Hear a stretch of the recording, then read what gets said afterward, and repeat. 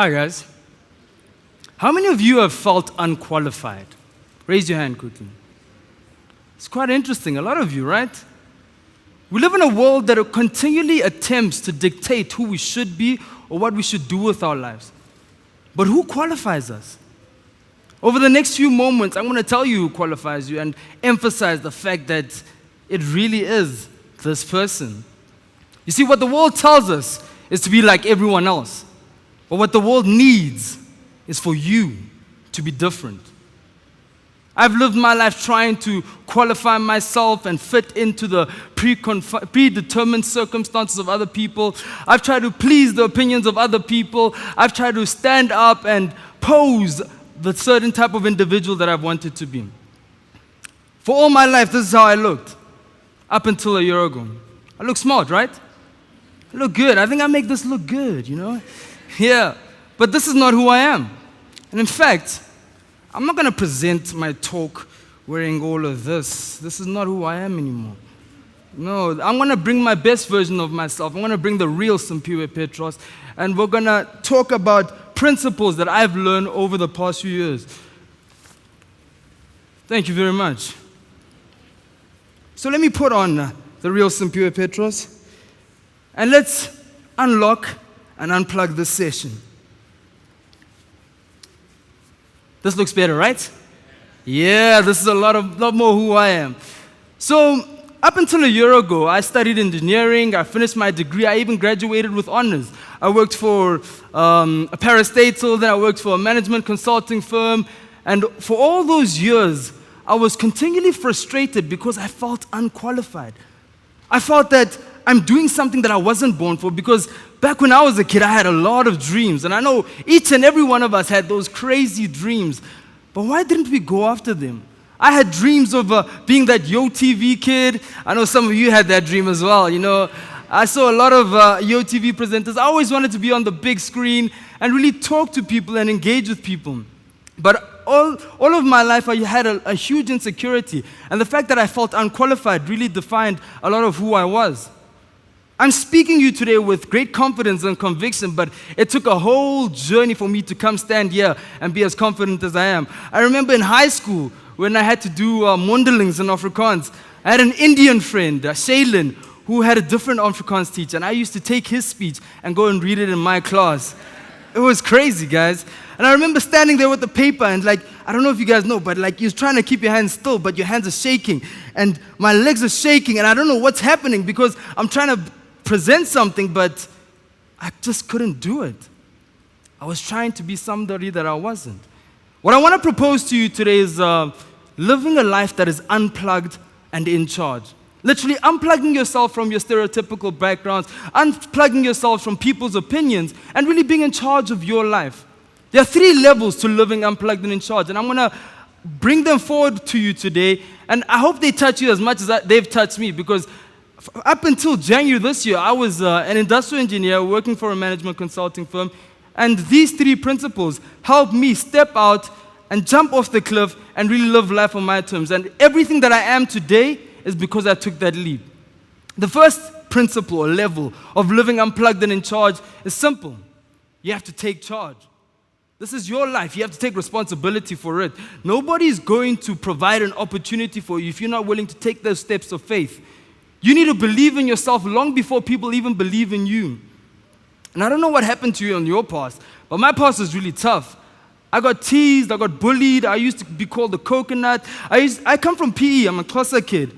I used to be called that skinny little kid with the big head. It was real, guys. But I want to tell you today that you're not a product of your past, but rather the blueprint to your future. You aren't a victim of your circumstances. It's time to get rid of that victim mentality. You are the victor that has everything you need in you to overcome whatever circumstance you are facing in your life. But it all starts with taking charge of your life and realizing that it all starts with you. It's all about identity. Knowing who you are and why you are here on earth. And we've had a lot of people talking about identity. All I want to say about identity is in a sentence. I'm going to say it slowly for you so you catch it. Your identity is necessity for your prosperity. And from it, you will have the revelation that you are the one you've been waiting for to change everything in your life? Let that simmer for a moment. Think about it. It all starts with you. And when you start, we get to that word change. You change everything. You change your circumstance. You change your future. But it has to start with you. Change leads me on to my second level. Once you believe in who you are, once you take charge of your life, you get to the second level. You inspire change. What you need to realize, if you didn't know, your life isn't about you. And the moment you realize that your life isn't about you is when you will become part of the solution to our world's problems. We're talking about a lot of problems, but I'm promising you that the solutions to each and every one of the problems that we are facing in our world are wrapped up in each and every one of us. We just need to unplug ourselves from ourselves. Get over yourself, guys. You are born for a reason. You are born for a greater purpose. And it's time to literally unplug yourself and realize, I know I'm going through the most, but it's not about you. There are other people that are worse off than you, and you can be the solution to somebody's life by just even sharing a word with them. You don't need to make huge strides or huge steps. You just need to be there. You know, I'm a firm believer that artists actually have more influence than politicians. I think that's why I'm really doing what I'm doing nowadays. And in the world we live in, I always feel like it's a popularity contest, you know.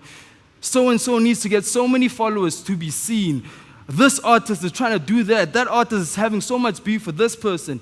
You know, I always get tired. Within the media industry, I get tired with people that are trying to be seen instead of inspiring change. Because there's a huge difference between popularity and influence. I want to tell you that. Sometimes the lines can be a bit blurred, but there's a huge difference between the two. Popularity commands attention. Influence inspires action. And that's what we need. We need people that are willing to step up and really send a message that is deliberate to the youth of our country. If artists could really step up and be the people they're supposed to be, I'm a firm believer, they could inspire a generation. Let me make it more practical. Casper Nyovest literally just recently filled up Orlando Stadium. Everybody was talking about it on social media. A generation was inspired. But I haven't heard many youths talking about how they want to become president of South Africa, because our current president isn't really reflecting it in the best way. But that's what we need. A position of influence such as the president needs a person that believes that they want to influence and inspire change. And this is where we need to go. Once you've inspired change, you go to the next level. You create the future. John H. Shaw once said that the future isn't a place that we're going to. It's one that we are creating. The paths aren't found, but made. And the activity of making them changes both the maker and the destination. This is your life. You need to live it on your terms. You need to realize that your future is in your hands. And not only your future, but the future of this country and the future of this world. It's time for us to unplug ourselves from whatever we're going through in life and realize that we are more influential than we ever imagined. People might not tell you that, but the more intentional you become with your life, the more influential you become. I'm going to make a practical example. I don't like saying this a lot, but I spoke to one of the guys in the bathroom before I spoke, and he's like, Simphiwe, you have over 35,000 followers on Twitter. It doesn't make sense. I'm like, you know what? I've been very intentional with my life. I'm thankful to God for granting me the favor, but I've been very intentional with the type of message that I've been sending over the past 2 years with my life. And I've been blessed. You know, I've got 35,000 people that I can directly send an intentional message to you. This is your life. You can do whatever you want with it. But I believe that you can do so much more with it when you take charge, inspire change, and create the future that you want. Because it's all up to you at the end of the day. History will remember you for the life you lived. What type of life will they say you lived? You determine the level at which you will settle. I'm a personal believer that I will never settle. I'm going to live the largest life possible because I want to influence lives, not after this generation, but the generation after the next. I want people to talk about Simphiwe Petros in the generation after the next. You can also live that life. You just need to make the choice. Choice is the greatest gift you were ever given. It's time to be intentional with the choices we make. Choose the future. Create the future. What the world tells us is to be like everyone else. But what the world needs is for you to be you.